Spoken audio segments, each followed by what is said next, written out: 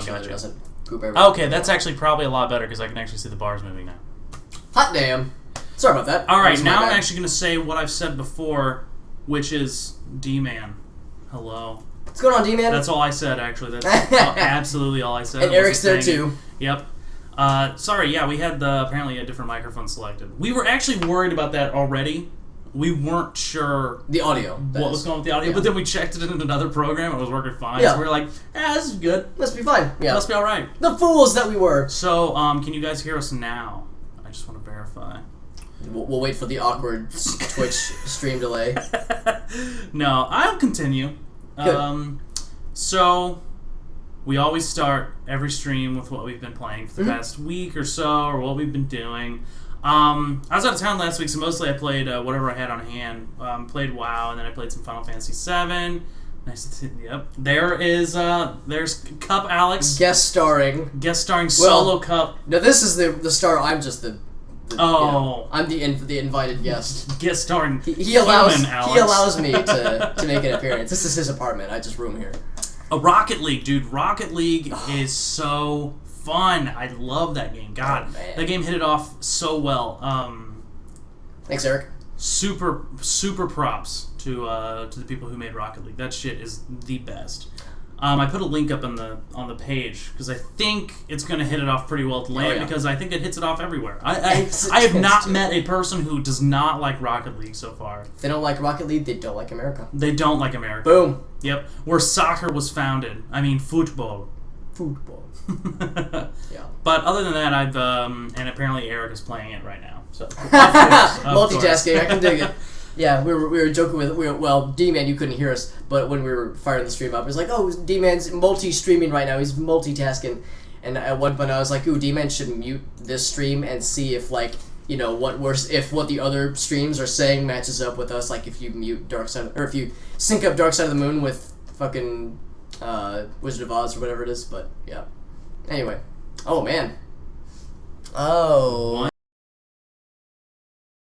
Seems legit. Anyway. Seems very legit. Yeah, the cacophony of characters through me. Yes. I bought it for myself and a friend. Awesome. Yeah, that's probably the way to do it. Yeah. Absolutely. And it's local co-op too, so I mean you can play actually 4 players split screen if you really wanted to. I kind of do like that, actually. So you can actually do 4v4 and you can play online with your friends. So like if you have people on your shit, so you can just play online with them. Very cool. They are awesome developers. They have no... I love it because they have no... Pants. God, they have no pants. They have no... outlawed in I their cannot offices. think of the fucking name of this... I cannot think of this word. They don't have any... I can't think of it. They are not going to do power-ups. So they're not actually going to do any power-ups in the game other than the current speed bonus that you already have. Okay. So they're not planning... That, I believe, was the word I was looking for that I could not think of. It's such a hard word. They are not planning on doing any like power-ups or anything. They'll probably, I think they'll eventually do like custom games or something, but other than that, I don't know. Yeah, I've been playing that over the past week. I played that, WoW, and Final Fantasy VII, Persona. I've just been all over the Nice, man. place. So it's been a good week of gaming. And Geometry Wars, played a little bit of that. Oh, so yeah. We talked that up last time. Or yeah, very fun. It's got an awesome soundtrack. I Oh. kind of want to get the soundtrack now. It's very relaxing. Nice. So, how about you? Haven't been playing a whole lot of games lately. I think we probably since the last stream, I think we played a little bit of Killing Floor 2. And me and my buddy Corey fired back up not an old game, but a slightly old game called E.Y.E, Divine Cybermancy. Oh. It's weird. I think my buddy Weston described it best by saying, if you like Deus Ex, and if you like Russian military grade weirdness, then you will like this game.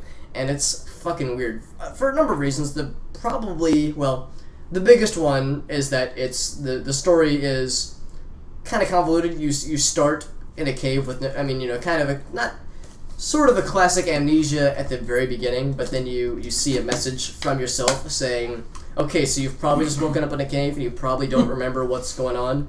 I love that beginning. But you have this mentor who is giving you this advice, and you have your commander who you answer to. One of these guys is fucking you up, so gotta get on that shit. And then you play through the game, and stuff gets weird. and then you play through the game more, and then you wake up in a cave, and you have a message from yourself saying, "Hey, one of these two things." It gets weird. That's awesome. So and it keeps going. It's. But also, it was originally made by a French company, and the translation is flawless. So almost as flawless. So completely, it's a little weird. Like there are some times where you read a sentence and you have to reread it a couple times. Like, okay, this I like that. It's like a spam Those email. are the best. Yeah, but it's very fun. Does have a role playing element, or an RPG element rather, where you're leveling up stats and unlocking new abilities and new guns. That's cool. Yeah. A game gets progressively harder as you go through it, and the story is bonkers in a very cool way. And the kind of like as you progress, you are given more questions, and simple like Hotline Miami, you're given more questions and very few answers. So it's a very cool. And although we played through the game once, I feel like we've only scratched the surface. So we'll see what happens, but it's very fun so far. Very cool. Very cool. So have you guys fully finished off Terraria? Is that on the hiatus for right now until some more shit happens, or? Did I talk about that last time? Yes. Yeah, how we were in a tizzy of like, what the fuck do we do with our lives? Yeah, what do you do now? Yeah. Yeah, I'm pretty much at the, well, it seems like the group that I was playing with at least was pretty much at the point of until the next update. I would probably be down for playing it a little bit more to try to find that final invasion, the UFO invasion, because we never did see that. Yeah. As well as a couple of other loose ends, and there was a Halloween themed invasion, as well as another like spooky, as well as a spoopy invasion, as well as a snowman ice. Like abominable snowman themed thing that you can also summon. So there were a few ancillary things that I never saw that I would like to see. Yeah. Okay. Fair enough. Yeah, main game stuff. It's pretty much all it do. Gotcha. Yeah, it's fun. Well, it's good. 40 hours while it lasted. Wow. Okay. Yeah. About 40 hours. Most definitely. Yeah. So that's a good chunk of playtime. Mm-hmm. I actually finally calculated my actual hours played so far in the private realm of WoW. I'm sitting at like 96. So I thought it was going to be worse. I thought I was in the hundreds, but that's not so bad. Now that I've actually did the days calculation, which is simple. I don't know why. 96 days, actually. Yes, 96 days played. No breaks. Jesus Christ. I'm doing horrible if I'm only level 40. He's like plugged into a machine right now to keep his juices flowing. So it's why we have the camera raised up so you can't see all he's actually waist down. He's just more machine than man. It's just he is more machine than man. It's like the final boss to Fallout. He's just a face tied to all this machinery. Oh yeah, he was. Yeah, it's fucking weird. Yeah. Well, anyways, we'll get into it. Alex left me with quite a slew of topics. Ideas popping. He had him just going crazy. I actually didn't even know he was filling out the fucking spreadsheet until he told me this morning that he added shit to it. So I do what I want. I'm a fucking boss. So I went through it today and I actually wrote down some of my own opinions on the stuff, and why don't we just go ahead and just go through them? Fuck it. Let's see how many we can get through. Do it live. Good examples of underwater controls. Yep. Now I wanted to ask you about this. What constitutes? I guess I was trying to think of a game, and I was trying to think really hard. A game that had good underwater controls. Isn't it weird? Isn't it weird that that's like? It's like, god damn it, what are good examples? That is a thing. Yeah. And then I thought about it, and I was like, well, I guess Mario 64 had good underwater controls. Like I was able to navigate. Yeah. And then I was like, and then I just started thinking more. And I was like, what the fuck else? And I was like, you know what? Grand Theft Auto 5 did pretty well with underwater controls. They had a submarine. So, and the submarine was cool. And then that sounds pretty cool. What the fuck do you mean? What is... The reason I put it that way, because that is exactly the question, the topic. Because, like, what are some good examples? Because I have a really hard time thinking of them. I would count the Super Mario 64 being a good example. It was decent for its time. Yes. And unlike the majority of the game's controls, the underwater controls have aged horribly nowadays. It's one of my favorite fucking games. So I still play it from time to time, and whenever I get to underwater levels, I have the same reaction to just about any underwater level in a video game nowadays. My reaction is, oh fuck, an underwater level, because I know it's such a pain in the ass to control and to navigate and everything else. So in Mario 64, love you to death, Mario 64, where your underwater controls, they control like shit. It's completely. Well, I guess impossible. now they do. Yeah, but back at the time, that's all we had. So we Is just didn't know better. better. Yeah, Mario Kart 8. Actually, that's legit because it controls. Well, not quite the same, but I mean, the physics are notably different, but the controls in general are fairly similar. So that's a decent example. This is such an odd thing to think about. Yeah, I don't. It was meant to be kind of like, shit. What are some good ones? And there was another one you had in here too. We'll get to later. Yeah, kind of confused me, but I welcome people in the chat to also toss out some ideas because I was having a hard time thinking of good ones. If I had to give one example, and this is kind of cheating because the entire 99.8% of the game is underwater is Aquaria. Is that the one where you're underwater with an actual never mind. Just keep going. Just tell what. It's like platform isn't quite the word for it because, platforms are kind of in short order, but I would say adventure exploration game. Okay. Some puzzle elements, some combat elements. It's actually a really good game. It's an indie title that came out, I think it was about 2008 maybe. A really good game. But where'd Dexter go? I heard he was rummaging around over there somewhere. I think he's left. Yeah, he's left us. building. Left us for another stream. Ronnie the Bear states, "What about controls for Assassin's Creed 1 and Grand Theft Auto 3, where you just die immediately when you touch the water? That's one way to do it. Amazing water physics and controls. Water controls? What water controls? Right. Man, that's a design decision, and fuck it, man. I can think of other bad ones. Halo Combat Evolved. You just drive out into the water. Fuck it. You just underneath it. Yep. Just driving around the Warthog. Fuck it. Like a boss. Yep. Yep. That's how water works. You just go underneath it. What other problem? So I thought Aquaria was a good example, but like I said, the entire game is underwater. So almost the entire game is underwater. So if you don't have good underwater controls, you're fucked. But it's a 2D adventure game anyway, so I think that makes it easier. Grand Theft Auto 5 was good. I think Grand Theft Auto 5 took from Just Cause. I think Just Cause, you could actually dive underwater. And I guess I never tried that. You probably didn't. I probably just spent my time latching onto a jet plane, lassoing it onto a helicopter, and then fucking a rocket launcher into the. That sounds about as Just Cause as you can get. And then dying as in midair and then fall in the water. Well, that's a natural sacrifice. Sacrifice to the helicopter gods. Yeah, I don't know. Underwater controls are a weird thing to think of. They're weird, and I think by Does Diddy Kong Racing have underwater levels? I mean, it had above water hovercraft controls, which I also was not a big fan of. I love the game. I actually did not. Yeah, I hated the game, but the hovercraft. Ugh. The planes were fun. They were awesome, and the carts were fun too. Yeah, the hovercrafts were fucking terrible. They were just so super slidey all over the place. Arkham games where Batman is somehow able to bat claw to safety before drowning. That is a good call because I was when I'm watching Amanda play, she's like, "Oh yeah, I missed that," and she'll fall in the water, in the middle of the ocean, and all of a sudden Batman's like, and a 6 mile grapple goes out, and all of a sudden he's just like, "Nah, I'm fine. We're good. Yep. Or he'll just crawl out of the water somewhere, he's like, "Oh man, that was rough." Even though I had this heavy ass cape and this shit. utility belt that's probably 8 million tons with all this shit that I put in here. Right. Oh man. But yeah, it was meant to be a challenge. Of very few examples. I think underwater controls impossible. We're not equipped with webbed appendages and shit like that. Very awkward in the water. It's weird for us. So I think just by our evolutionary makeup, we're just water moving in that. Fuck, what is that shit? I don't know how to do that. So I think from a game design perspective, it's already kind of at a loss. I'm just going to go ahead and say that Echo the Dolphin had the best underwater physics ever, and so did Pocahontas the game on Sega Genesis. I can't argue.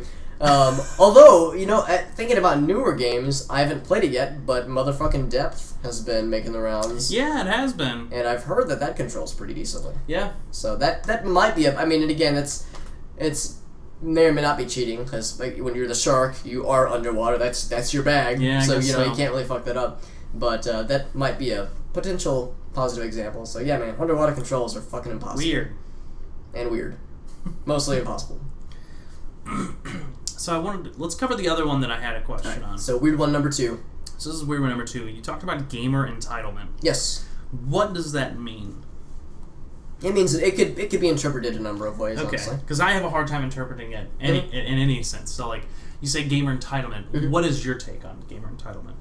I think I saw a good example of this probably while Brawl was in development, Smash Brothers Brawl, and Sakurai was doing like a question and answers thing, and one of the questions was how are you trying to balance the development process that you followed with Melee versus what you're doing with Brawl? And he was like, ooh man, and Sakurai, who was the director for all the Smash Bros games thus far, was like, man, Melee was some shit. I mean, that game turned out wonderful. It was my magnum opus of the time, and people loved it.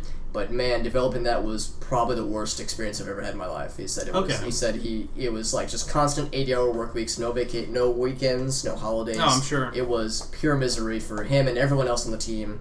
We mentioned that E.Y.E came down from his ivory tower and helped out with development because he was like, man, that shit is fucking tough. Let me help you guys out. It was an absolute nightmare. And one of the top-rated comments was someone saying, man, you guys should really do that again, because Melee was my favorite.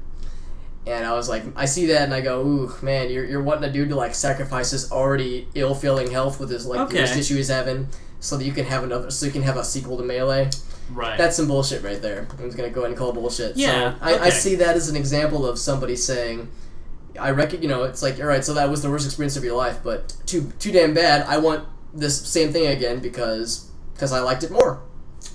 Okay. So that's what inspired this topic, because I see that mindset often. There is a lot of that mindset. I will say that I am a pure person who has gamer entitlement issues.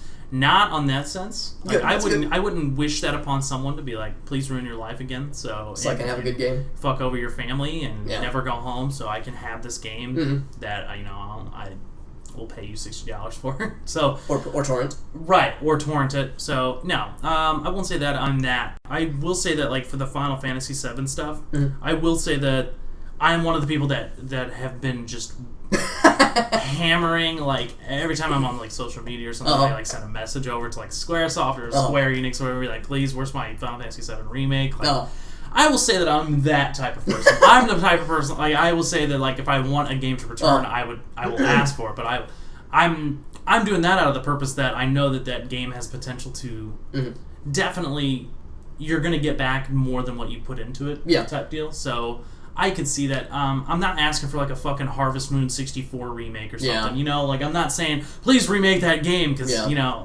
I can understand for the guy being like, please remake it for Melee, but no.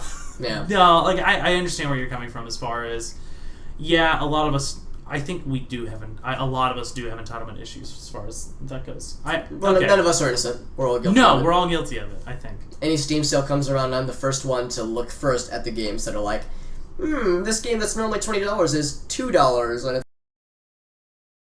but maybe because I'm fucking cheap, despite having a full-time big boy job. You little bastard. So I mean, you would mention that. You're goddamn right. Which would be an amazing segue. It's a thing, but and honestly, but yeah, the entitlement thing. It's interesting to me, just from a purely, I don't know, I guess just from a observer standpoint. Like, seeing comments like that and seeing the fact that it's highly rated in this series of comments, so meaning that lots of people agree with him, and not realizing what it takes to make these games. And obviously that's a very extreme case, because like I said, this game ruined people's lives in order to be made. But in lesser senses and more casual senses, it still takes an obscene amount of resources for a publisher to fund a game. And as much as we all like to vilify publishers like EA and Ubisoft and all these others, they are, hate to say it, a necessary evil. And it's as much as I would love for them to back the obscure games that won't sell for shit, there's no way they're going to, because they need profit. They need money. So it's never that black and white. As much as we all like to wish it, we all wish it was Star Wars. We wish it was, the good guys are the rebel developers and the bad guys are the rich and powerful empire publishers. But it's not that easy. So I wish that more people recognized before they go off on, like, God, this game is shit, this developer is shit, this publisher is shit. I wish that they would recognize what it's like, okay, well, I mean, that may have been a sour point in their history, but try to keep in mind that this shit is expensive and impossibly difficult, and puts stresses on artists, testers, and QA, and like all these teams they go into that shit. I just wish that that people would remember that people are making these games, not just robots. So, and again, the Sakurai Smash Bros. Thing, that's a very extreme example. And I don't think that the majority of gamers feel that way. I like to think that we're all good people, that, they're very hard of it. We're definitely not. I mean, in some cases we're not, but, let me maintain my childish innocence as long as I can until I, die a lonely death forever. Dead. Forever. R.I.P. But rip in peace. But yeah, it's something that bothered me at like when I read stuff like that. When I read stuff like that, it bothers me at like a central level. I was like, oh man, and it's something that with each new generation of consoles or what have you, as time goes on, as video games become more prevalent, I feel like that abstraction between those that make games and those that consume games or play games, however you want to put it, I think that gap will continue to widen, and I fear that we'll see more cases like that, where someone's like, yeah, making this game was fucking awful, and people are like, try harder next time, man. Then maybe I'll buy it. Yep. Or maybe I'll give it the good grace of torrenting it, or stuff like that. But that's another topic for another day, or another list. Yes, another list. I mean, do you have any? I know I talked a lot. No. I think you hit it right on the money as far as what signifies this topic. Gamer entitlement issues being as you don't really care what the developer or what another person has to go through for something to make you happy is what that is. So like and there's so many people, including myself, that are totally guilty of it. We all are. Let's be honest. Yeah. No one's innocent. No. I don't know. Okay, now I understand, and now I feel better. So that's what maybe Chat, I can make myself a better person. That's what Super Chat is all about: is self-empowerment. Yes. And, feel good. We're all gonna have a group hug. Maybe give some haikus at the end of the stream.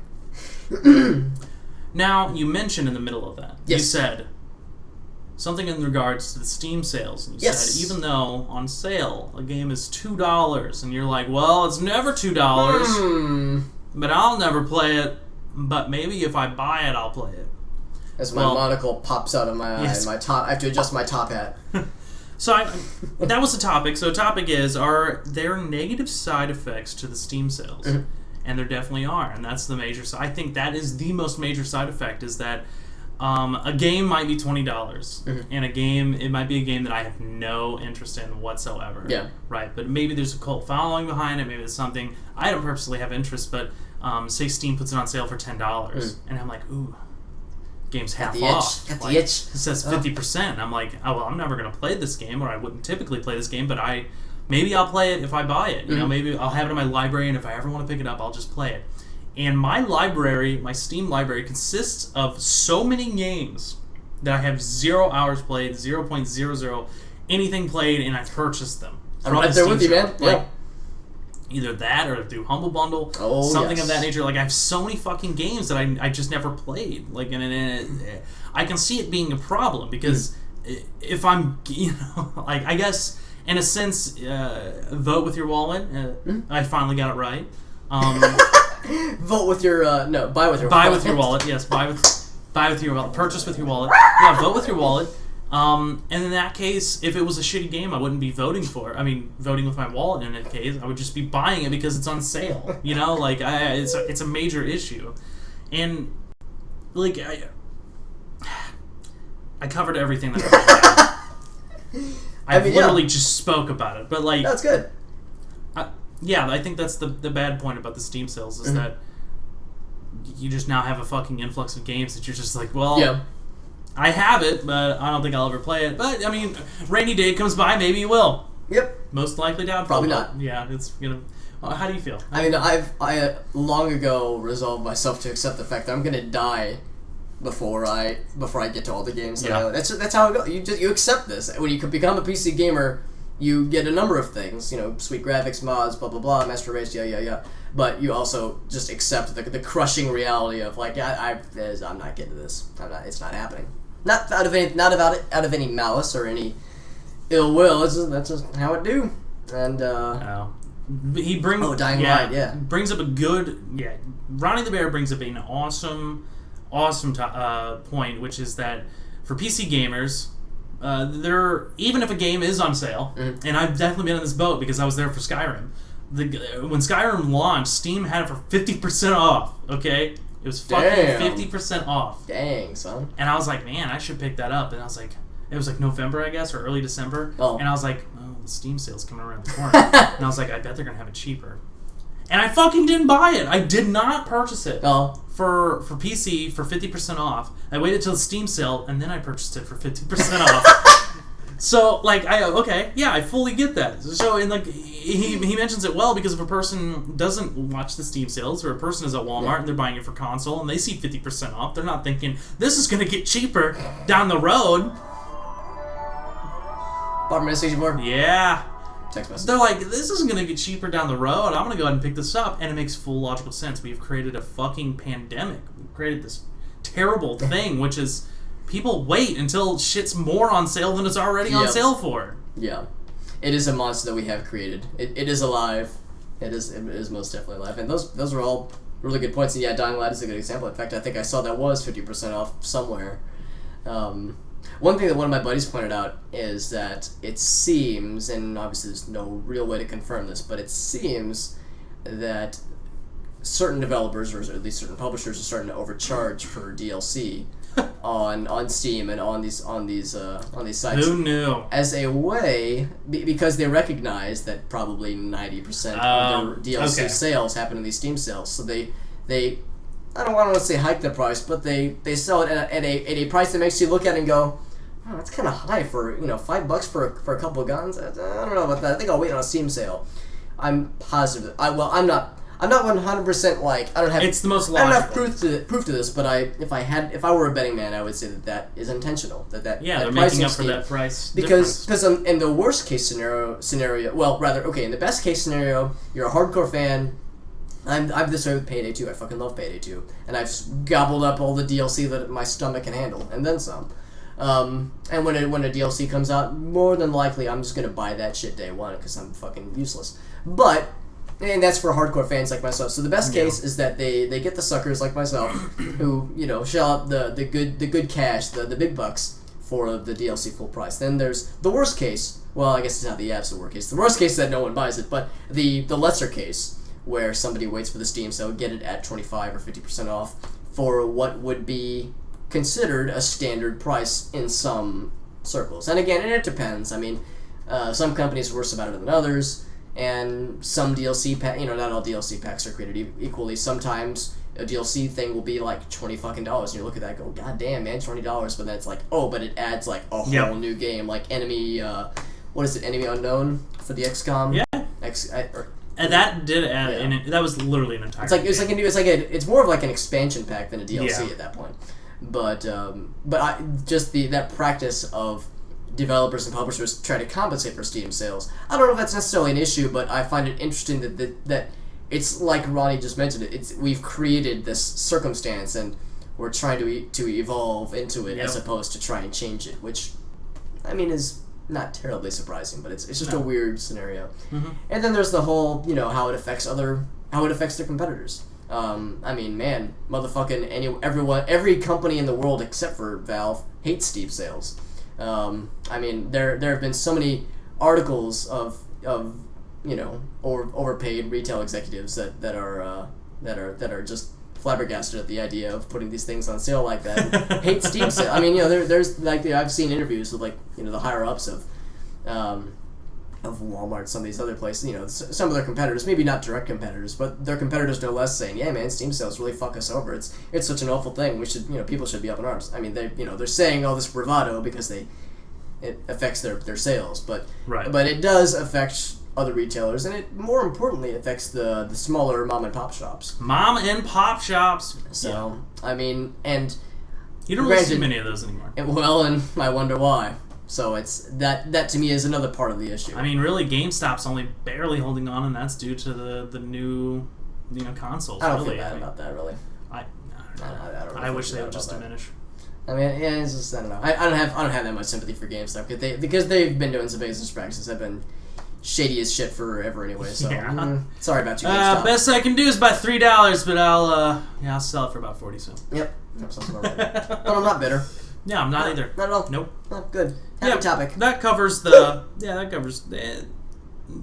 pretty good side effects of Steam sales. Yeah. That's a bad side, but it's never going to end because I'm still going to wait for sales. Yeah. I'm not fucking changing. I mean, Steam comes out with a sale every 3 months, 4 months, something like that. I mean, there's a sale for every fucking season now. Yeah.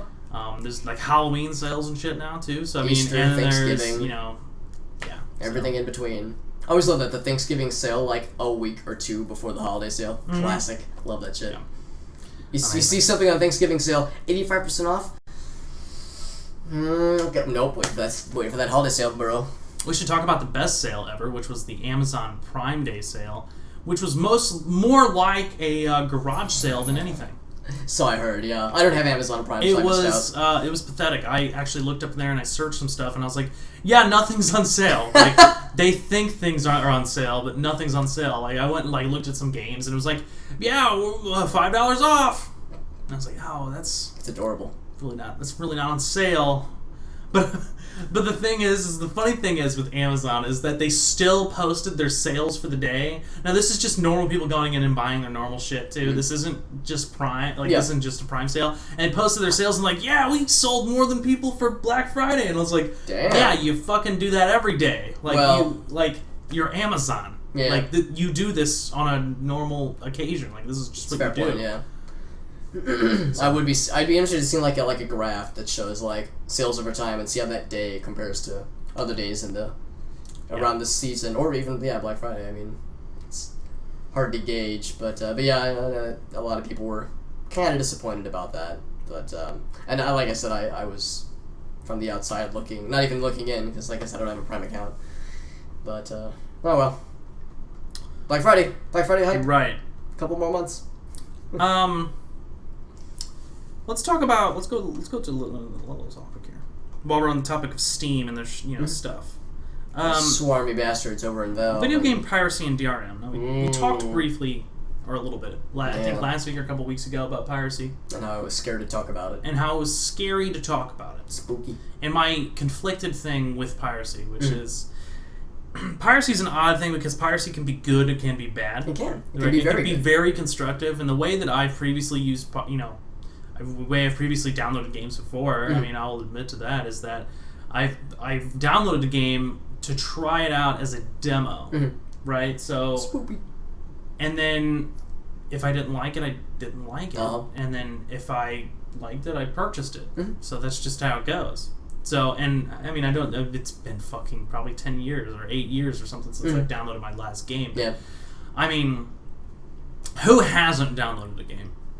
Raise your hands. Probably Alex. Never downloaded. Alex never. I've downloaded a game. There we go. Yeah, okay. It has happened. Okay. It has happened. I think we've all. Yeah, we've all been there. Even if you've never touched a torrent, come the fuck on. We've all. Yeah. Nobody's unfamiliar with fucking using uTorrent and shit. You know.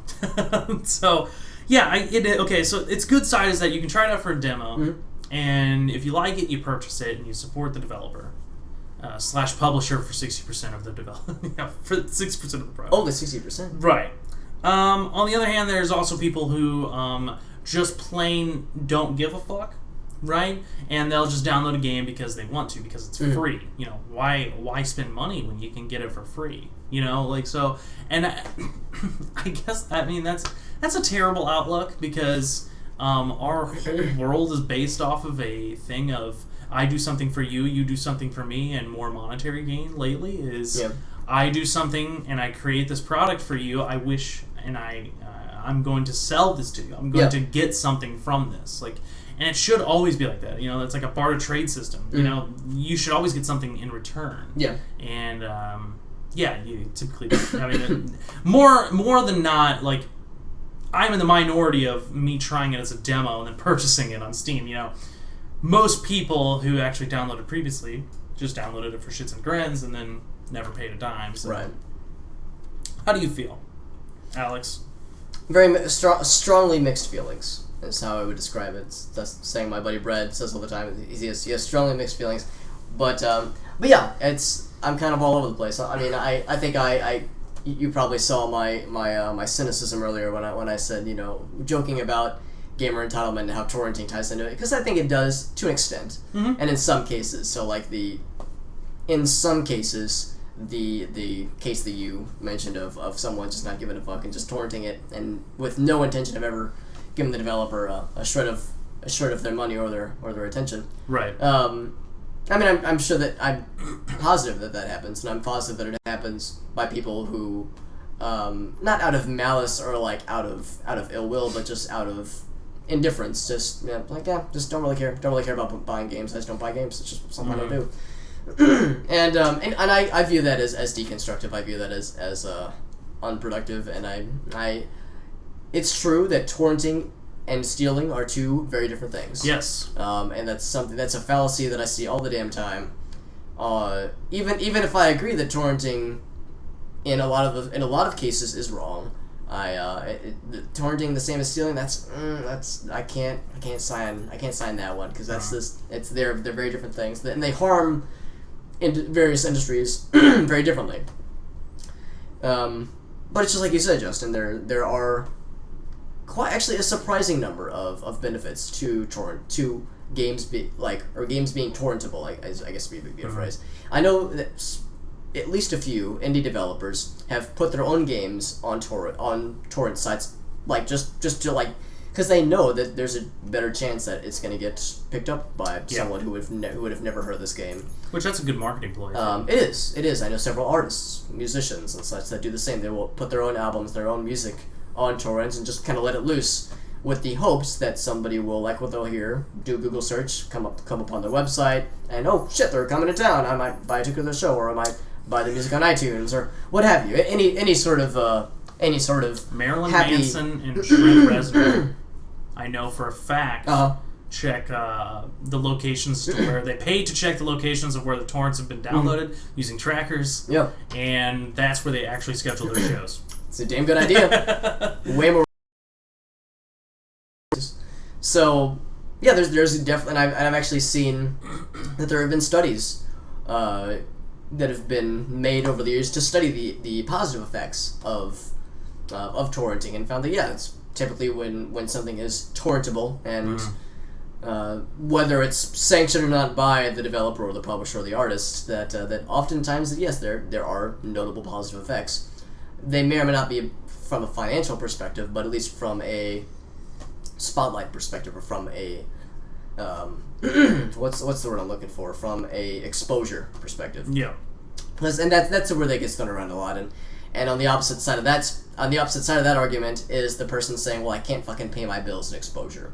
You can expose me all you want, okay, but unless someone buys my game or buys my music or buys my something, my software, what have you, that I can only do so much when everybody knows your name, but no one's gonna buy your shit.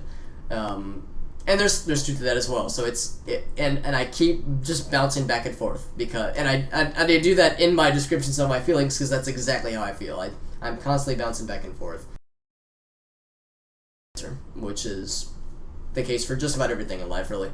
But I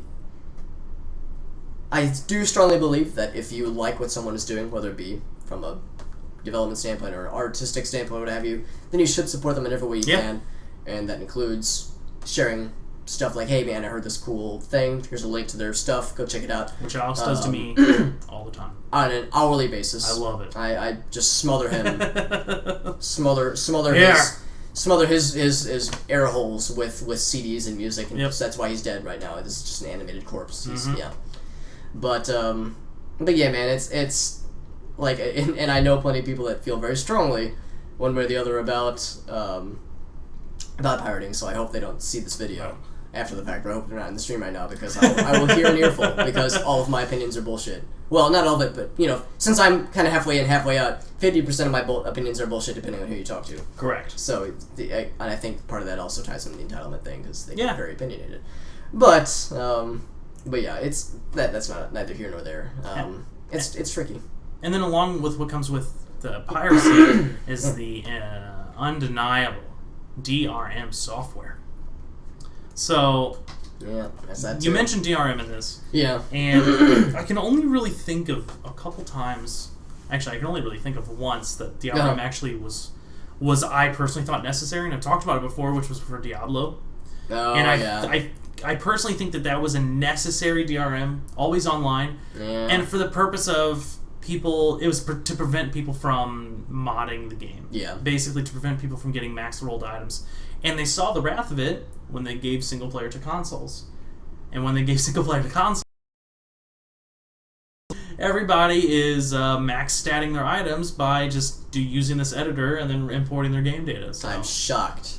Right. Shocked. So I think in a sense that's the only time it's really actually been super beneficial. Fucking Ubisoft puts it in with every game they've ever made. Yeah, they kind of do. And it ends up being terrible. I can't play it offline. I can't fucking do anything. They want me to log into their fucking stupid ass server every time I try to want to log in. Give me an offline mode. Yeah. Like, give me something, you know. At least Steam will let me play half the games I want to play, you know, without any third-party DRM software. Steam has technically their own, I guess, you know, where, you know, it'll kind of reference if you have the game. Like, you won't be able to play the game. You won't be able to install the game and then play it first offline. You will have to actually be online to play it first. Yeah. But, you know, they give you the option that after you play it once and they verified your information, there's an offline mode. You don't have to be online. Yep. And the thing with Ubisoft is that they just don't fucking get it. Yeah. It is kind of a necessary evil, as much as I hate to say it. DRM does feel like overkill in a lot of cases, but I mean, I would be curious to see what today's gaming world would be like if there was just no DRM and it was just the Wild West. I think there's too much piracy. I think there would be far too much. I think lots of developers and publishers would go out of business pretty quickly. Yeah. For better or worse, depending on who you talk to. One thing I will say about the whole pirating thing is, and you mentioned it, where like you feel that. Correct me if I'm wrong, but it sounds like you feel like you were in the minority of folks that might torrent a game to try it out, kind of in a demo sense, and then go, it was all right, and then close and be done with it, or that was pretty good. Toss the developer some bones if you intend on keep playing it. And that's always interesting to me because I mean, for one, I think it's a totally viable strategy.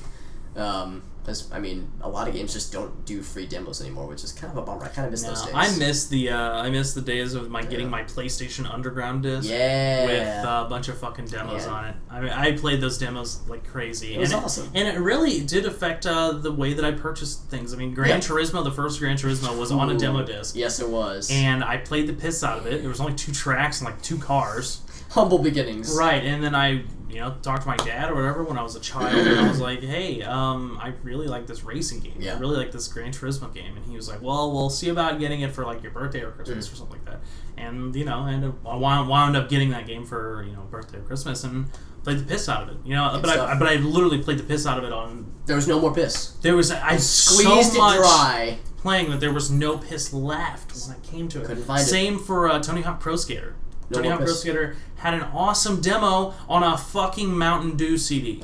I want to iterate that it was a Mountain Dew demo disc. I don't even know how I got it, but it had Tony Hawk's Pro Skater, the first one on it, and me and my friends just spent all night, all day fucking playing Tony Hawk Pro Skater. As soon as the time's about to run out, we'd be like, fucking restart, so we don't have to restart the whole disc and watch this shitty movie at the end. Oh man, I just had the best mental image where fucking 10-year-old Justin buys a Mountain Dew from the store, goes to open it, takes a drink. Whoa! Oh, something hit me in the face. Oh, hey, fucking demo disc. Where the God damn, that's a huge ass Mountain Dew bottle. So the bottle is just how is the spout? This is like the mental image was everywhere. This Mountain Dew bottle looks weird. Yeah, and it's painfully obvious. It's shoved in with all the other bottles, and it's just super awkward. I really don't know where I got it. Oh man, that's really awesome. Confused now, but it did have.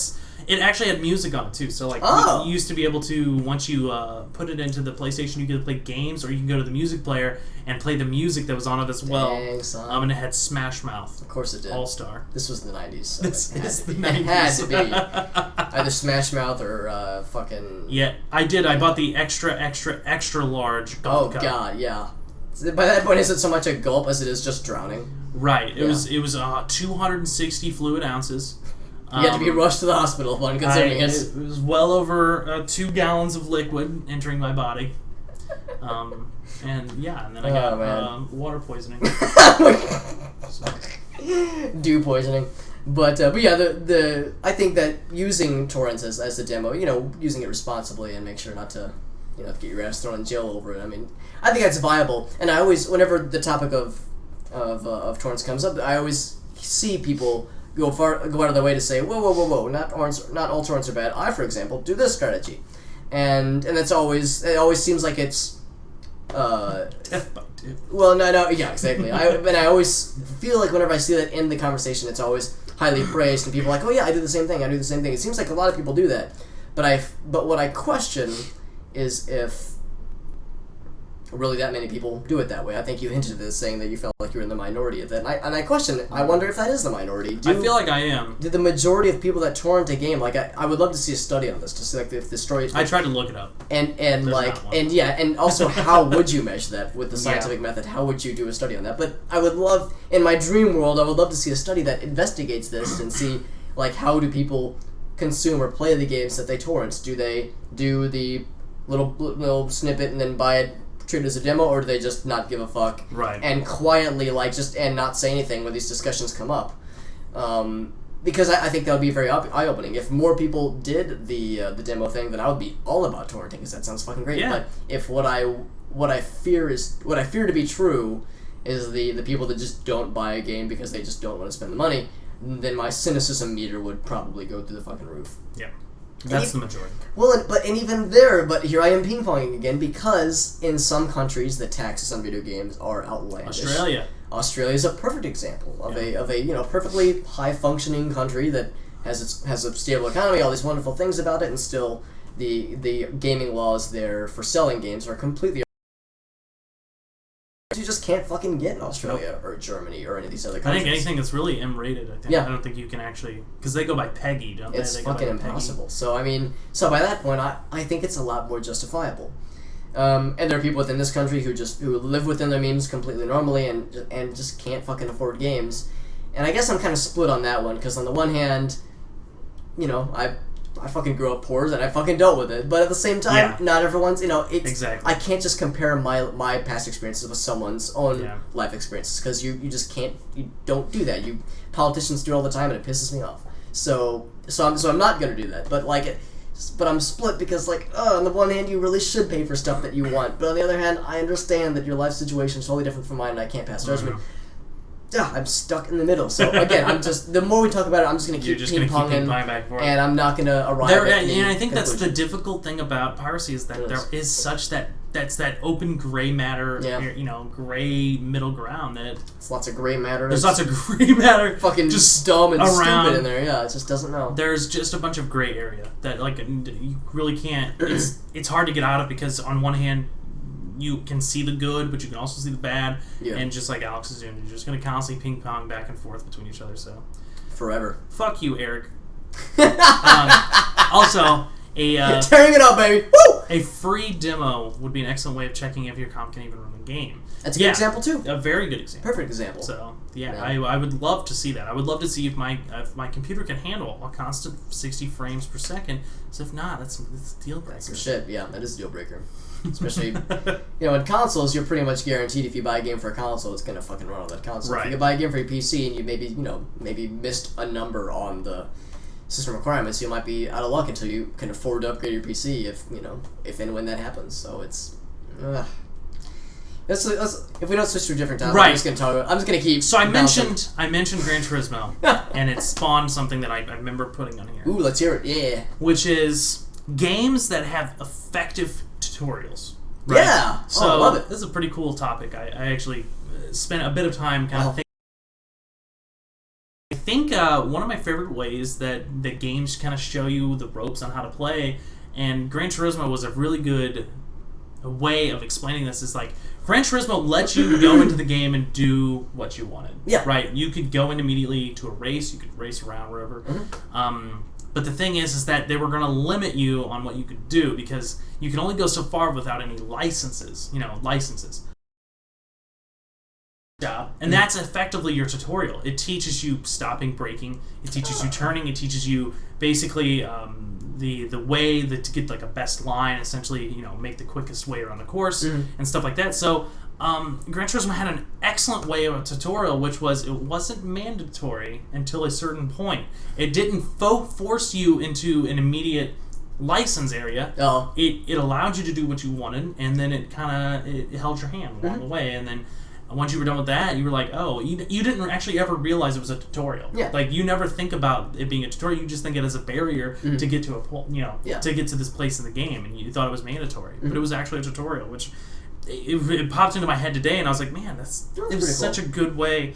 Kind of within the balance of the games. Right. Because I bet the license thing carried out extended well past. Oh, yeah. Sort of stuff, so. I mean, the license thing was like, it gives you the basics, because there was like, license D, C, BA, and then there was S, which was for like supercars. Okay. And basically, it just taught you ways to drive a car, and then it taught you like special maneuvers and stuff like that. And then when you get up to like the S class, basically you were doing laps around a track, and they were teaching you like how to figure out what the best line is and stuff like that. So it increases difficulty. Eventually, it doesn't become a tutorial anymore; it becomes a challenge. Yeah. So. Another couple games that I wanted to mention were Republic Commando for PC. Oh, man. It was super good with a tutorial because they taught you how to do everything without pausing the game or anything. Right. As you are literally going through the first level, they kind of cover everything you need to know. Like they'll be like, oh yeah, there's enemies over there. Why don't you throw your grenades at it? It's like, oh well, okay, sure. Games that kind of pass it by you without stopping the game and being like, this is the button that you should hit to throw this grenade out. And it's like, why don't you do that to these people? Republic Commando, in a sense, gave you a choice. You could kill them using a grenade. It told you how to use the grenade, but you could also shoot them. It wasn't going to send you back a level because you didn't fucking do it right. I think that's an effective way. And another one was Super Mario 64 was also pretty effective because they literally just dumped you in, and then they were like, hey, here's the basics, and then they just let you go. And then along the way, if you really couldn't figure it out, you could fucking read the little boards. Little signs. Yep. And they said, oh, this is how to wall jump, especially on that fucking ice level. Wall kicks will work, baby. Yeah. Oh, that is the name of that fucking... Yep. I know it too well. That's such a... I think we all do. I think the wall kicks wasn't even the hardest thing about that. Wasn't. The hardest thing about that is getting the cannon to shoot yourself over there without overshooting that fucking tree. Missing that fucking tree. Troll face tree McGee. So, yeah. I had to do some checking if my comp could run GTA 5 before I blew the $60. Yeah, makes sense. Yeah, good example. So, yeah. Let me see if I... Oh, Perfect Dark. That was another one I put on here. Perfect Dark had a non-mandatory training that you could go into. There was like training center where you could learn how to like Carrington Institute. The Carrington Institute. Training room. Yep. And you could go to like a shooting range. You could learn all the alternatives to all the weapons that you've unlocked. That shooting range. And it became a challenge. It's kind of like the Gran Turismo effect where you get to a point in the challenges, or into literally is a challenge. You get to a point where it's like you're tested for your ability to perform instead of learning how to use the weapon. I mean, your initial thing is learning like, oh, this is the alternate to the Reapers to cut things up, cut these things up. Or the alternate to this fucking tranquilizer gun is a lethal injection. So, and it's like, but you need to be on people, so it teaches you the basics of all the stuff, but then you have that, and then you have the training simulators, which is like, oh, this is what you're up against 3 guys. How do you do this? And then it kind of gives you your hand holding through the first ones, and then you're good. Then they cut you loose. How do you feel? Okay, so you have anything in mind as far as effective game tutorials? There's a couple things. Sure. One of my personal heroes, Ego Raptor, and this is where I shamelessly stole this fucking idea, this fucking topic, from Ego Raptor in his sequelitis videos, because this is one thing that he mentions from the outset of, I think it was the Mega Man X, Mega Man comparison. Actually, that might have been the very first sequelitis video, and I think about it.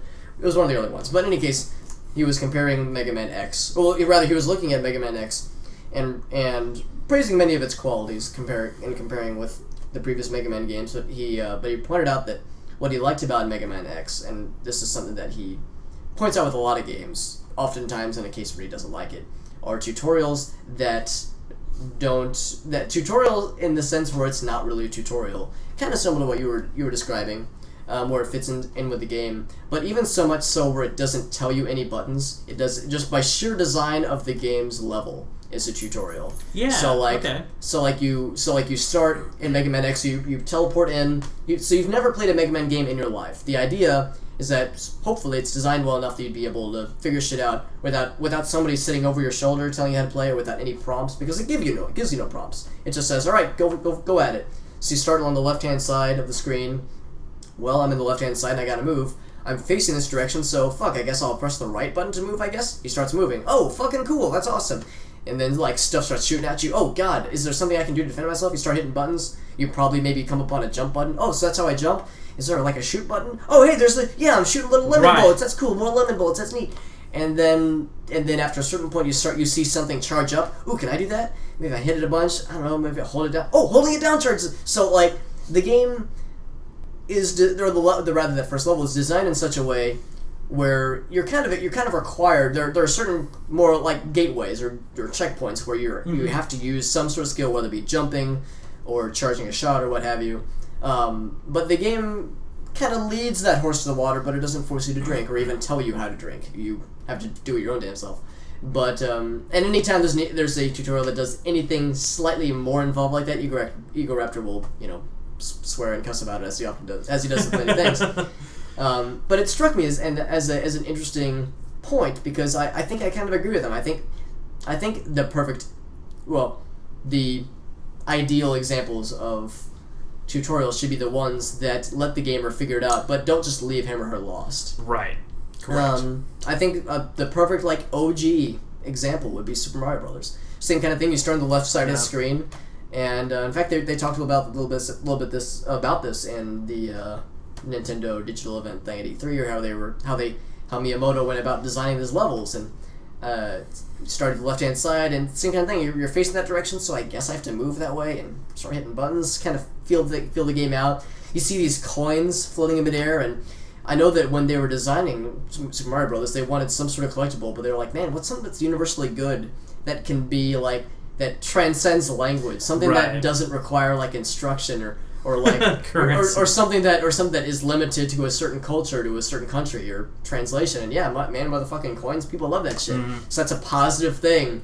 And when you hit that first mushroom, chances are you're standing on the left side, so it goes away from you. So not only does that teach you that the mushroom avoids you at first, but once it bounces off that wall, you're kind of trapped. You're gonna hit that mushroom, and oh shit, here it comes. Boop! I'm bigger. Oh, well, that's kind of cool. Right. So mushrooms are a positive thing. So it teaches you so many things within just that first screen. They design the shit out of that, and I admire, or I try to admire. I try to notice when games design the shit out of stuff like that, because it's cool. I like that, and it makes the gamer feel good, because they're not being talked down to by roll or Mega Man, do this, hit this button, blah blah blah. It makes the player think for themselves, lets them figure things out in such a way that, fuck yeah, I accomplished something. I ate that mushroom like a boss, and I'm figuring this shit out. It's a more, I don't know, a more pristine gaming experience. A game that's a pretty bad culprit for basically not that is the Batman games, the new Batman games. They're like, hey, why don't you, during this one, use this new item you have? And the thing is, if you don't use it, you lose. Oh, ouch. Party foul. So, yeah. D-Man, yeah. Portal, good example. That's a perfect example. That is a very good example. So, yeah, how about looking at that moon right there at the end? Yeah. You would have never thought. I would have never fucking guessed. I would have died 1,000 times in that part. Literally probably not 1,000. But you're aiming right fucking at it, too, and you're just like, what? I would have still fucked it up. Yeah. Yeah. Pretty good. Very awesome. Pretty good stuff. So awesome. Let's see. You had a new one that I didn't write down. Ooh. That I added just now? Yeah, hold on. Well, not just now. That I added with my brain, with my mind. So, you were talking about Mega Man. And a good thing to say is, have games gotten easier with each new generation? So, talking about Mega Man, that's kind of early. That's a little decently early, I guess. Mega Man, it's a new series. You've probably never heard of it. It's kind of indie. Like old Castlevania and stuff. Kind of underground, hasn't really made a splash. I will say, so this is a very good topic, because it's all the way that I think that you look at it. Games back then were kind of forced into a certain perspective, so you were forced into a side-scroller perspective. I think in general, side-scrollers are just difficult. They tend to be. I think they do tend to be on the higher difficulty scale. I mean, if you look at like even the newer ones, Super Meat Boy, Binding of Isaac. I mean, you got potentially very difficult games. I've never personally played Binding of Isaac. I've heard raving things about it. I know it's on Vita, and I'm actually thinking about picking it up on there. But 10 out of 10. Pretty good. Fucking love that game. Rebirth was. I've heard, and now there's Afterbirth coming out. Isn't that the new one? It's an expansion DLC thing. I forgot that's what it's called. Fucking hilarious. So fucking wrong and so fucking great. What is Our Darker Purpose? I've not played it yet, so I don't know. What is that? I think it's on my Steam wish list. It looks like a D-Man. You can correct me if I'm wrong, but it looks like a spoopy game. Looks pretty spoopy. Spoopy? Is it 2D? I have no fucking. I can't remember. I'll have to look it up. Like games like Don't Starve and stuff like that. They're kind of newer games with a 2D, and I think it's all the way you look at it. I mean, of course, if you get into the 3D games, you get into the 3D realm. I think it does get a bit easier because you have the ability to look into the distance at your enemy. Yeah. But there's also a lot of games that are piss hard that you can still do. I mean, I guess it's gone back to 2D, but like RPGs and stuff are still fairly difficult, even for being in a 3D environment. I think it's just the way you look at it. I think in a way of difficulty, I think we got to speak on a term of like platformers or something of that nature, something that requires a physical skill or timing. I think to do. What's your input on it? I think that's a pretty fair way to put it. What inspired me to add that as a topic, it was something that one of my buddies mentioned, because his argument is that games as a whole, or at least popular games as a whole, have gotten way easier over time. And you have to take a lot of things into consideration with that, because, I mean, first and foremost, he's part of that have been around for a while, called Nintendo Hard. If a game is Nintendo Hard, we're not saying NES Hard, but we're meaning that era of games that were the kind of games that you just never fucking beat. You don't beat Contra. Fuck that. No one beat Contra. I did see a guy beat it in like 10 minutes. That was wild. Obviously, there are pros that, speedrunners are able to do it. But the general consensus is, whoa, man, you beat the first Mega Man? Dude, that game's fucking impossible. Right. Whoa, you beat Contra? Fuck you, man. There's no way. Like, there were many popular games that people love to play, but like I'll be the first to admit that like I never finished the first Mega Man game. That game's fucking impossible. You get the fuck out of here. You say you beat the first Mega Man game. God, what's up, hard. Orange in your face? What's going on, man? Thanks for joining. Thank you. We're talking about. Well, we're questioning whether or not games have just become harder, games have just become easier over time, like with each new generation. And I think there is some virtue to pointing out that was, I guess, like I said, the term Nintendo Hard refers to that era where games were just fucking impossible. Yeah. Versus nowadays, where you have Grand Theft Auto 5, which has challenged in several parts. Yeah. And you have Assassin's Creed, and you have Halo, and you have Call of Duty. And you have all these games that do take some pains to let you pause and recharge health. Or to let you easily enter, in the case of Grand Theft Auto 5, enter cheat codes or whatnot to give yourself a tank. I mean, not that I dislike it, but you have to admire it and take that into consideration. But at the same time, video games back in the NES days were very niche and were for a very specific hardcore audience. Yep. Whereas nowadays, games have to appeal to a much wider audience. That means it needs to appeal to the hardcore people, as well as to people that, Assassin's Creed, I've never played Assassin's Creed before. I might not have ever played a video game in my life, ever. I would probably say that in a perfect, whimsical world, that it should be a developer's job to make a game that someone who's never played a video game in their life should be able to pick up and play, or at least figure out through a effective tutorial or even a shitty tutorial, or, They shouldn't be required to have played, to have sunk 300 hours into Smash Bros. Or Super Mario Bros. or the first Halo in order to play it. I mean, granted, they're gonna have an easier time with it if they've had prior experience or prior exposure, but it shouldn't be required. So they've got to appeal to a wider audience. It's different cultural norms nowadays. It's more normal for people to play games at an early age, so it's got to be for more approachable by kids.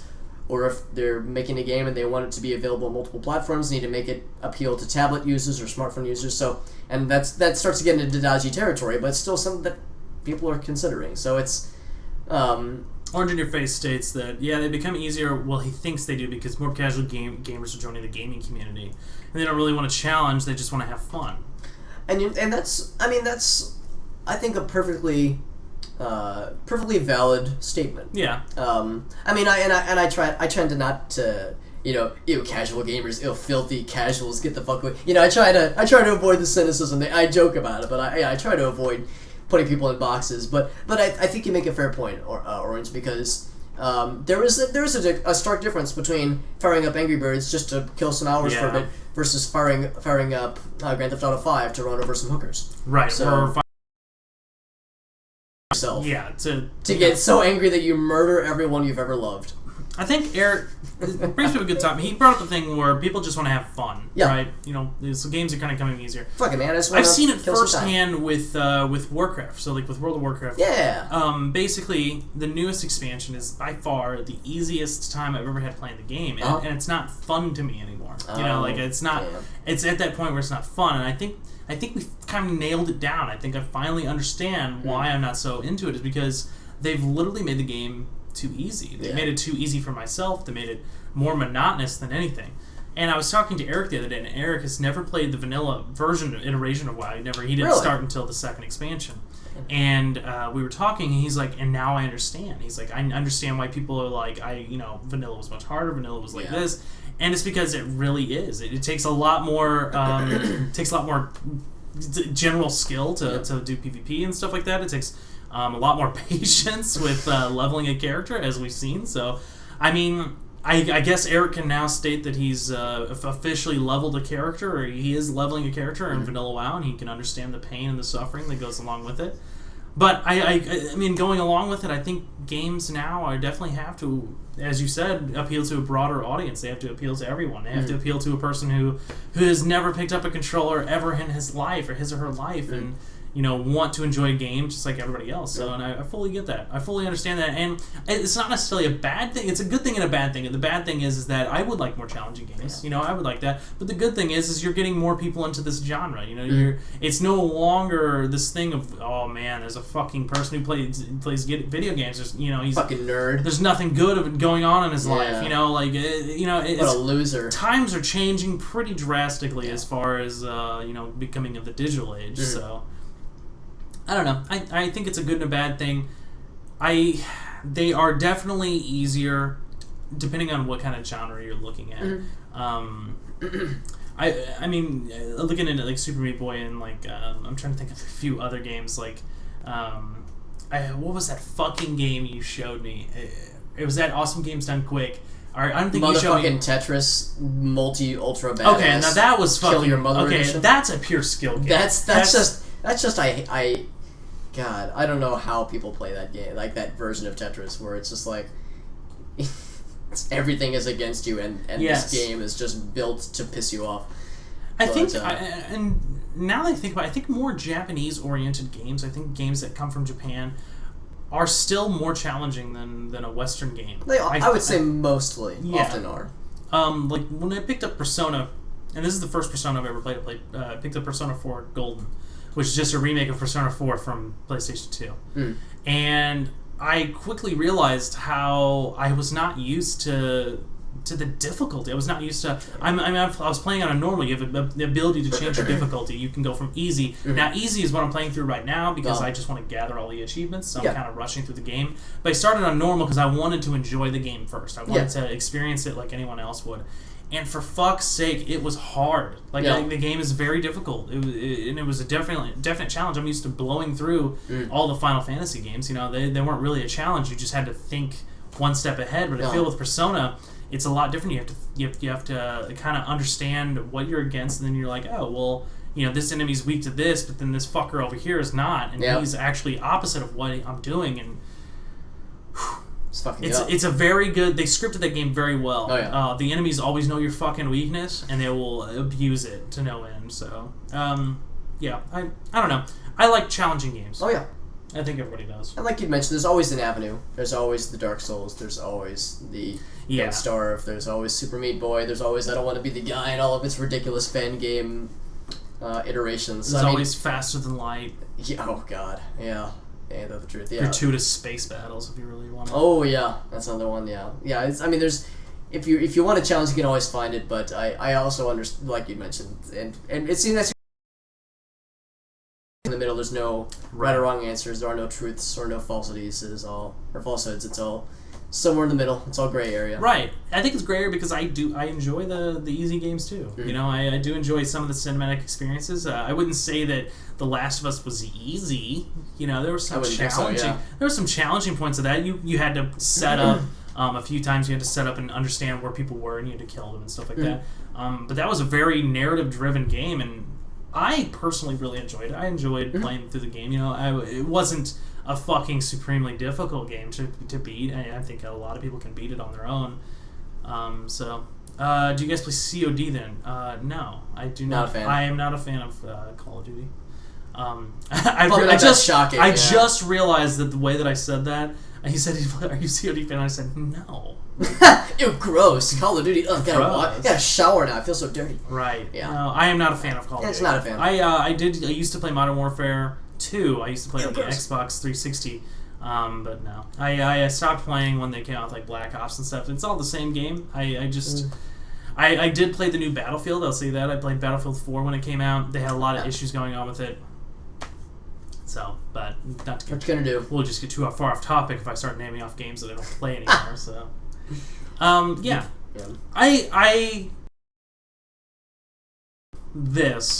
I would say that games are getting easier, but I think it's for the better to get more people into the genre. I hope that they still continue with the media, and I hope that developers continue making niche games to kind of give the crowd what they want. Because I mean, the new Castlevania game coming out, it's not Castlevania, but it is Castlevania. It's Castlevania. Right. Yeah. Let's call what we're thinking. I don't necessarily think the new Mega Man game is going to be Mighty Number 9. I don't think it's going to be super difficult, but it might be. I don't know. So Fune's behind it, so that's true. So it might be a fucking mastermind. It might be fucking difficult, and I hope it is. I hope it's a challenge for people. So yeah, I gotta do too. I'm excited for it. I'm gonna buy it. I'm excited. My hype levels, they are increasing. The COD franchise, I don't think it's going downhill. I wouldn't say. I would say that people are diversing into different games. Like Eric's comments. Right. COD always related because all the kids love to play it. 12-year-old. They fucking do. Like screaming 12-year-old simulator. And gripe and cry hacks when they die. Yeah, I've seen it firsthand, so it does happen. It does. Mean, so you fucking goddamn, you kill me across the map. Yeah. Never gets old. No. Never gets old. Never gets old. Anyways, that's all I had for today. It was good. You know, we covered some less than happy topics, covered some happy ones, and struck lots of middle ground. That's the theme: moderation in all things, including moderation. And Eric says, that's why I lit it up for Christmas. Yeah. I mean, it is kind of an annual thing. The joke is that it's become the Madden of first-person shooters, which I can't really disagree with, honestly. But it's just not my. It's not my game though anymore. Yeah. So I mean, people enjoy it. Mm-hmm. I think people should get what they want. You know, in moderation. All snarkiness aside, people fucking play what they want. Play what they want, yeah, and do it whenever makes you fucking happy. Yep. You know, so play whatever games you want. And that's what I do, and I have a hell of a time playing games. So I just play whatever I enjoy. So play whatever you want. Stream it on Twitch. Sign up for Extra Life. You know, whatever. Extra Life. Hey, when is the date? November 7th, baby. November 7th. So 2 days after Amanda's birthday. Yeah. Oh, nice. Perfect timing. Yeah. Hope she doesn't want to go out that weekend. Because I'm doing nothing. Yeah. The Extra Life's couple. We're pretty much past the point of the year where like it's awkward to talk to people at Extra Life and be like, well, you know, it's still like 8 months away, but we're still talking about it. But yeah, we're starting to get to the point where it's early November, and here we are in late July. So it'll be here before you know it. So if people don't know what I'm talking about. Yeah. If you've never heard of Extra Life, we're going to be wrapping up soon, so I won't take too much time. But look it up on Google. Extra Life, it's an awesome charity event that happens every year. Justin and I are always big advocates of it. I'm actually the president of my own guild here in St. Louis for it, so I have very biased vested interest in getting people to sign up for it, obviously. But yeah, man, Extra Life, cool shit.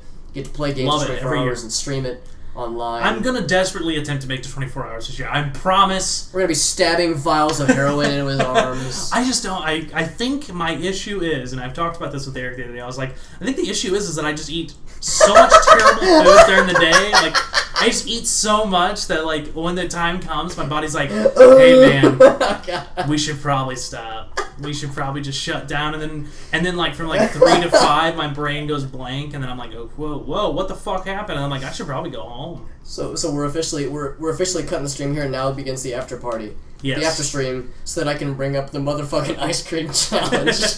Because that was some shit. Would you like to enlighten Eric says I have to do 24 hours no matter what. Eric, you can sleep at your house. You could do what just when you wake up, your shit might not be there. Just do what Matt does and just. Fucking Matt. Just be like Matt, okay? First off, be like Matt. Sit there, browse the auction house into Diablo 3, and then wake up every 2 minutes, and then move your mouse like you're actually like you thought you were doing something, and then just go back. Just immediately go straight back to sleep. Oh my god, that's so funny. I'm positive that he was not actually awake. That was actually him sleepwalking. Sleep gaming. But he was sleep. Yeah, almost he was buying. Sleep auction house browsing. Sleep auctioning. Sleep browsing. Oh man. Eric, just get a DX Racer, okay? A computer chair. It's got the fucking full backrest, okay? And you just lean your head back and just let the darkness consume you. Just let it happen, man. Just get one of those airplane neck pillow things, so you can, You need to learn from Brad, because Brad can fucking fall asleep with his head straight up. I don't even know how. He's crazy. So would you like to enlighten folks on the ice cream challenge? Okay. Of what that entailed? Sure. So that was some last time we had an ice cream challenge at the LAN, okay? And it was E.Y.E's slow churned ice cream. It was actually made by sloths. You can look up the video, E.Y.E slow churned ice cream sloth video on YouTube. You'll definitely you will love that video. Well, after 2 sloths were sacrificed, because it takes 1 sloth per E.Y.E slow churned ice cream pint. Actually, it was a half gallon that we had. Brad decided we should do an ice cream challenge, and I accepted. Like the fool so he brought these E.Y.E slow churned ice creams, and he. My poor toilet. We didn't freeze it. We let it. Oh god, yeah. Oh, I'm fucking dying. Sorry, Eric. Yeah, your toilet is gonna feel the fucking wrath, especially after this next LAN. Let me not get off topic yet. Hold on. So, Brad was like, "Let's do this." We get the ice creams. We put them in the refrigerator. They're chilling to room temperature at this point. So they're well, not room temperature. They're chilling to the temperature of the refrigerator. We take them out. They're going to room temperature. They're almost there. They're really fucking liquidy. Yeah, and I show up. I show up like an hour or 2 after they've started. Well, they haven't started. Like the LAN has started, and I see these 2 fucking jugs of my and at first I was confused. I was like, oh, somebody meant to put these in the fridge, and I just casually joke like, what are you guys gonna be drinking these later? And Justin and Brad are like, well, yeah. What else do you think they're for? I'm like, oh god. Should I have an ambulance on call? I didn't realize that they were serious. So we start this challenge. I'm very afraid because I don't know what my body's gonna do to me once I complete this. So we start, and I'm just like, oh. I'm trying to hog it down. Actually, Brad separated it into 2 full as fuck solo cups. One of these with, and it was like, it was like still kind of mounded. It was still kind of leaking over the side. So it was mounded over, and it was this just goopy ice cream, not real ice cream. It was like fucking just straight sugar and some type of fucking whipping paste. Wasn't it like hazelnut or like French vanilla? It was French vanilla. And we started, and it was super cold still, even though it was room temperature kind of, I guess. It was super cold going down, and I was like, oh, this is good. I finished 1 cup. I could not finish the second. As I'm getting ready, though, to begin the second, Brad has finished both cups. I mean, he was just like, and he was like beating his stomach. He was like, ooh, ooh. And then after all the air bubbles start to form. He picked up my cup and was like, are you going to do this? And I said, I can't. And he said, okay. And he proceeded to just about start, and he was like, I probably shouldn't do this. I was fearing for his health by this point. Nothing ever happened, though. My stomach didn't, I didn't have to go destroy Eric's bathroom. I didn't have to go take a 2-flush mega shit in there by any means.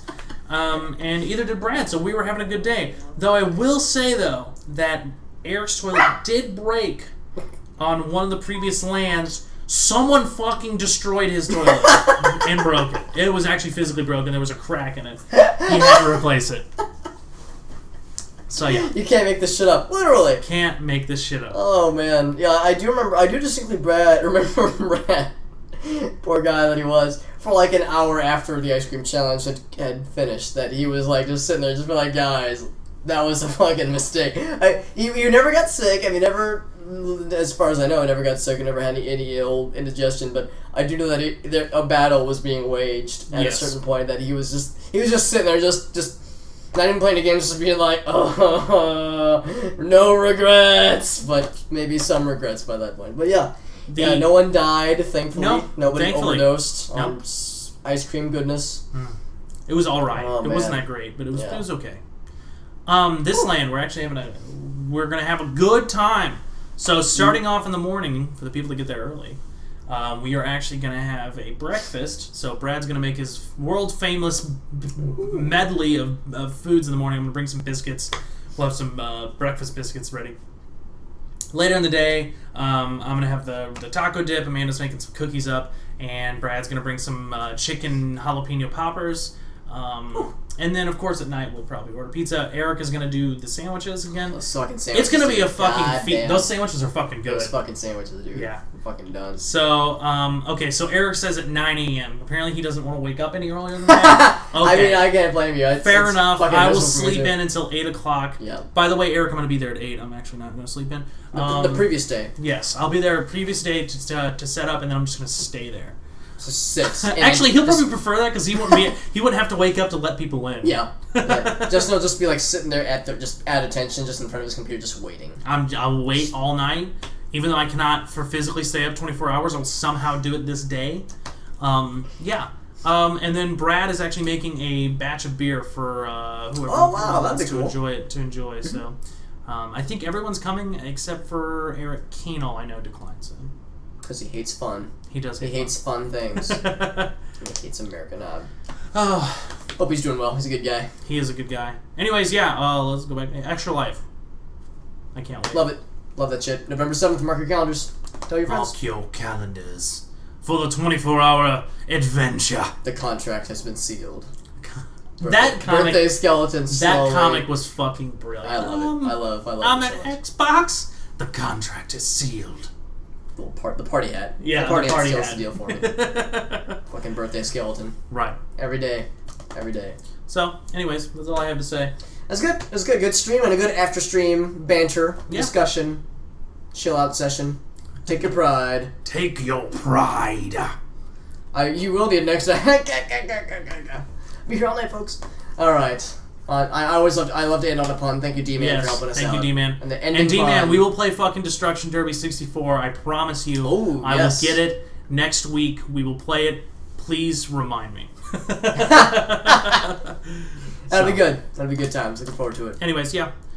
Thank you all for joining and chatting. It was a delightful thing as always, and we will leave you with the tender stylings of a favorite rap artist of mine. Probably my favorite rapper. His name is Spose. He's from Wells, Maine, and he's fucking awesome. You should buy his shit. I cannot wait. His new album just came out. I'm just gonna little shout outs to Spose. His new album just came out. Why Am I So Happy? And it's one of his best albums yet. Some of my favorite work by him. He's fucking great. I could spend another stream's worth just singing Spose's praises, but I'll let his rapping do the talking for me. So check out Spose, check out Extra Life, and check us out next week. Yep. Hey. All right. All right. See you guys.